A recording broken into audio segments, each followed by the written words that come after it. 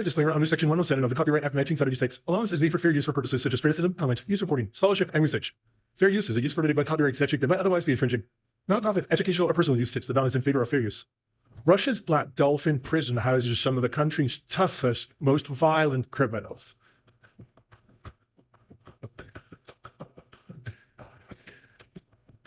Deep within Russia's frozen landscape lies the notorious Black Dolphin prison, home to the country's most ruthless criminals.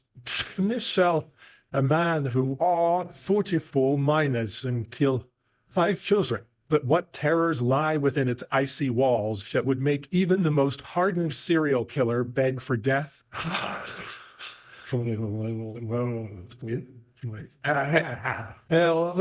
As we also venture into the depths of Russia's owl prison, we'll uncover the chilling truth behind the whispers of minus 50 degrees Celsius and even harsher realities that await those who dare to enter. Black Dolphin Prison. Black Dolphin Prison, officially known as Penal Colony Number 6, is the place where even the most unbreakable criminals meet their match, and their tough facade crumbles into tears. Since its establishment in 1745, this prison has maintained its status as one of Russia's oldest and most enduring institutions, renowned for its consistently severe living conditions that have endured for centuries. Initially constructed to house life-term prisoners with hard labor, the Black Dolphin earned its moniker from a sculpted black dolphin at its entrance, crafted by an inmate. Over time, it transitioned into a high-security prison for the most hardened criminals, maniacs, terrorists, child molesters, and notably, cannibals. This focus on such offenders makes the Black Dolphin uniquely challenging and intensely secure. Inmates are confined to solitary cells within cells, encased in multiple layers of bars and under relentless surveillance, making escape attempts virtually impossible. These cramped cells, measuring just 50 square feet, are shared by 2 inmates who must stand upright until lights out, their every move scrutinized and restricted. Guards perform checks every 15 minutes to ensure strict adherence to this rule, with solitary confinement imposed as punishment for any violations. Adding to the harsh conditions, inmates are served only soup and bread 4 times daily for every meal throughout their lives. This monotony extends to their leisure time, where they are permitted to read books and newspapers, or listen to the radio sparingly. The exercise consists of pacing within a secure area, heavily monitored by guards, while any sense of community is strictly forbidden. There are no communal spaces or dining halls. Meals are passed through holes in the cells, eaten in solitude. Movement within the prison is similarly restricted. Inmates are blindfolded when being transferred between cells or upon arrival to prevent any familiarity with the layout that might aid escape attempts. Currently, the prison houses about 700 inmates and nearly 900 guards, maintaining a strict ratio to ensure control and security. The prison's walls tell stories of unimaginable crimes, like a man who took advantage of 44 female minors and took the lives of 5 children, and another who committed cannibalism after a drunken brawl, dismembering his victim and selling the remains. These cases highlight the extreme nature of the criminals housed within its confines. Despite its severity, the Black Dolphin does afford inmates opportunities to work in wood shops or with sewing machines to earn money for additional food or personal items. They also receive 4 visits per year, a comparatively generous allowance among Russian prisons. Over the years, many inmates have come to regret their actions, some battling mental illness within months of their incarceration. Documentaries and accounts from within the prison depict hardened criminals shedding tears and lamenting their fate, acknowledging the irreversible consequences of their crimes. For those on the outside, it's clear that once inside the Black Dolphin, there's no return. Despite regrets and tears, inmates understand they're condemned to spend their lives within its walls. Vladimir Central Prison. Vladimir Prison, commonly referred to as Vladimir Central, stands as Russia's largest correctional facility, located in Vladimir, about 160 kilometers northeast of Moscow. Established in 1783 by decree of Empress Catherine II, it began as a prison for various offenders under the Russian Empire. Over the centuries, it evolved significantly, particularly after the Bolsheviks came to power. By 1906, it was known as Vladimir Central and housed political prisoners. After the Bolshevik Revolution, it became one of the first specialized prisons, known as political isolators, specifically designed to detain leftist opponents of the new regime.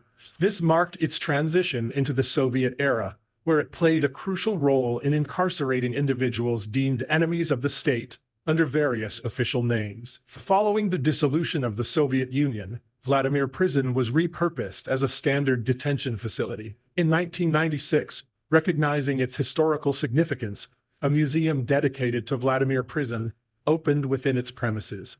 With a capacity to hold up to 1,220 inmates, Vladimir Prison continues to operate as Russia's largest correctional facility.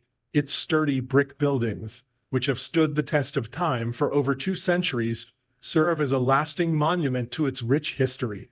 Nestled in the historic city of Vladimir, located east of Moscow, inside its formidable walls, life for inmates has changed little over the years. A guard unlocks heavy metal doors leading to cramped, wood-floored cells, where prisoners with shaved heads quietly express contentment with their treatment under the watchful eye of their overseers. Former inmates recount tales of overcrowding and rampant disease, yet they highlight a more disturbing trend within Russia's penal system. Reports of severe mistreatment by prison authorities aimed at psychological destruction. Vladimir Gladkov, who spent 15 years behind bars, including time at Vladimir Central and a notorious torture prison in Kopysk in the Ural Mountains, recalls systematic abuse by guards. He describes beatings with batons while being forced against cell walls, an experience shared by many inmates.